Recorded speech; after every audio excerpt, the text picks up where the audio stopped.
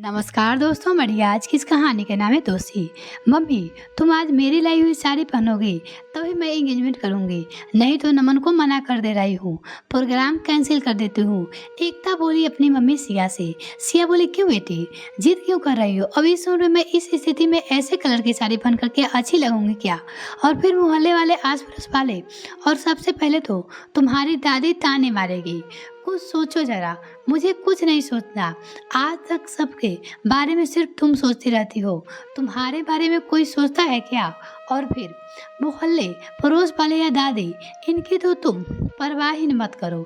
इन लोगों का तो काम ही कुछ न कुछ कहना। हाँ, जहाँ तक रिश्तेदारों की बात है तो मामा लोग तो सब समझते हैं। और बड़ी मौसी तो तुमको कितनी बार बोल चुकी है कि तुम इतने सिंपल से कपड़े क्यों पहनती हो। वो अपनी मम्मी से बोल रही थी, थोड़े अच्छे रंग के कपड़े पहना करो। और जब आपने उनसे पूछा था कि क्या आप सिर्फ सफ़ेद कपड़े पहनो, तो उन्होंने आपको कितनी हिम्मत दी थी कि नहीं, ऐसा नहीं है, सब तरीके का कपड़े पहनो। जो कुछ भी हुआ है उससे तुम्हारी क्या गलती है? कारण उसकी शादी की तरफ कोई ध्यान ही नहीं दे रहा था। पिताजी बाकी सभी शादी तो निपट गए थे, पर सिया की शादी नहीं हो पा रही थी और वो इस दुनिया से चले गए। अब सिया सोच रही थी, क्या मेरी शादी नहीं होगी? घर में बड़े भाई थे, अपनी गृहस्थी में मंग थे, वो किसी तरह का प्रयास ही नहीं कर रहे थे कि चलो एक बहन है तो उसकी भी शादी करा दे। माँ भी चिंतित रहती थी। पढ़ाई पूरी करके सिया स्कूल में टीचिंग करती थी। स्कूल की छुट्टियां भी थी तो बस ऐसे ही कुछ समय के लिए बड़ी बहन के घर आई थी। सिया की बड़ी बहन रिया के पड़ोस में एक आंटी रहती थी।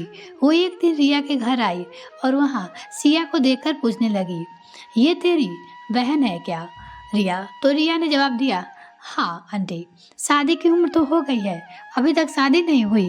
वो पूछा तो रिया ने बताया, नहीं आंटी, अभी भाई बहनों की शादी हो गई है, इसकी शादी की तरफ कोई ध्यान ही नहीं दे रहे हैं। वो बोली, अच्छा था, तू कहे तो मेरी नज़र में एक लड़का है, उसकी अभी तक शादी नहीं हुई है, तू कहे तो मैं बात करूं? हाँ हाँ आंटी, करिए बात बन जाए तो अच्छा है। बहन भी हमारी पढ़ी लिखी है, स्कूल में टीचर है, आजकल छुट्टियाँ चल रही थी तो मेरे पास आ गई, रिया ने कहा। रिया के मन में एक आस जग गई थी कि आंटी की एक बेटी थी। उसके ससुराल के सामने तो परिवार आता था जिसकी आंटी बात कर रही थी। वो रिया के जान बिरादरी के ही थे। 3 बेटे थे, उनके अभी किसी की शादी नहीं हुई थी। बस यही था कि लड़का देखने सुनने में बहुत अच्छा नहीं था, दवाओं की कंपनी में काम करता था। लड़का मंगनी तो था तो कोई जोर नहीं बैठ रहा था, इसलिए आंटी ने बात चलाई। बात आगे बढ़ी और सिया को देखने का प्रोग्राम बनाया। दोनों परिवार पहले एक पार्क में मिलना चाहते थे। औपचारिक तौर पे मिले तो दोनों सब ठीक लगा, बस लड़का कुछ जचा नहीं था रिया को।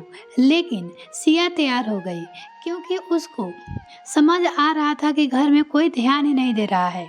आगे कुछ होगा भी या नहीं उसे समझ में नहीं आ रहा था। और थोड़ा कम बेसी ही सही, परिवार ठीक था, पढ़े लिखे लोग थे। सिया तैयार हो गई। फिर सिया के माँ से ये बात की तो माँ भी खुश हो गई। सबसे मिलने जुलने का प्रोग्राम रखा गया। भाई भाभी भी आ गए, लेकिन भाइयों ने मना कर दिया कि लड़का देखने सुनने में अच्छा नहीं है, लेकिन अपना आगे का भविष्य अंधकार में दिख रहा था। सिया को भी बस सिया अड़ गई कि नहीं, मुझे तो शादी करनी है। वो जिद करने लगी। शादी हो गई, 2 बच्चे भी हो गए। सिया को सब कुछ ठीक चल रहा था, बच्चे भी बड़े हो गए थे। बेटा 12 साल का था और बेटी 15 साल की हो गई। लेकिन एक दिन सिया का पति रजन रात को सोता तो फिर सुबह उठ ही नहीं पाता। सिया की तो दुनिया ही उजड़ गई उस दिन। सिया स्कूल में टीचिंग करती थी तो किसी तरह बच्चों को पढ़ाया लिखाया, लेकिन सास हमेशा ताने मारती कि हमारे बेटे को खा गई। ऐसी स्थिति में घर की बहू को भी दोषी मान लिया जाता है। सिया कभी ढंग के कपड़े पहन लेती या बिंदी लगा लेती तो सास ताना मारती कि मेरा बेटा नहीं है और तुम्हें सास सिंगार की परी है। आज तो हद ही हो गई। घर की काम वाली बाई कहने लगी, बहू जी तुमको ऐसे चटक रंग के कपड़े नहीं पहनने चाहिए और सास सिंगार भी नहीं करने चाहिए, तुम विधवा हो ना। सिया का कलेजा मुंह में आ गया जब वो कही तो। अब पग पग पे टोका टोकी से परेशान हो गई थी सिया। अब कुछ समय बाद सिया आज अपने पति की अलमारी की सफाई कर ही रही थी तो उसको कपड़े के नीचे दबी एक फाइलें दिखी। सिया ने जब निकाल कर देखा तो पति रंजन की कुछ मेडिकल रिपोर्ट पड़ी रखी थी। जब उसने बारीकी से देखा तो समझ आया कि रंजन तो थैलेसीमिया नामक गंभीर बीमारी से ग्रस्त था जिसमें शरीर में खून नहीं बनता। सिया का दिल धक से रह गया।